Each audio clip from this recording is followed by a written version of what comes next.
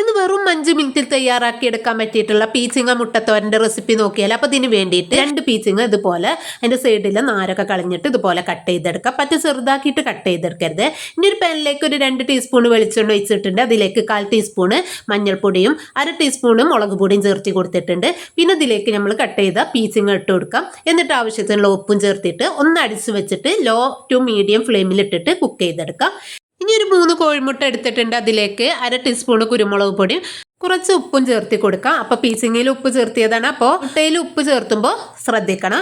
അങ്ങനെ ഒരു 5 മിനിറ്റ് ആകുമ്പോൾ തന്നെ നല്ലവണ്ണം ഒന്ന് കുക്കായി വരും. അങ്ങനെ പീച്ചിങ്ങയിലെ വെള്ളത്തിൻ്റെ അംശമൊക്കെ ഒന്ന് വറ്റി വരുന്ന സമയത്ത് ഇതിൻ്റെ നടുവശത്തേക്ക് 1 ടീസ്പൂൺ വെളിച്ചെണ്ണ ഒഴിച്ചു കൊടുത്തിട്ട് നമ്മൾ നേരത്തെ ബീറ്റ് ചെയ്ത് വെച്ച മുട്ട ഉണ്ടല്ലോ അത് ഇതിലേക്ക് ചേർത്തിട്ട് 2-3 മിനിറ്റ് ശേഷം ഒന്ന് നല്ലവണ്ണം തന്നെ ഒന്ന് ഇളക്കിയിട്ട് പീച്ചിങ്ങയുമായിട്ട് നല്ലവണ്ണം മിക്സ് ചെയ്ത് മുട്ടയൊക്കെ ഒന്ന് കുക്കായാൽ എളുപ്പത്തിൽ തയ്യാറാക്കി എടുക്കാൻ പറ്റിയിട്ടുള്ള പീച്ചിങ്ങ മുട്ടത്തോരൻ ഇവിടെ റെഡി ആയിട്ടുണ്ട്. അപ്പോൾ പീച്ചിങ്ങ കിട്ടുന്ന സമയത്ത് ഇതുപോലൊരു മുട്ടത്തോരൻ എല്ലാവരും ഒന്ന് ഉണ്ടാക്കി നോക്കണേ.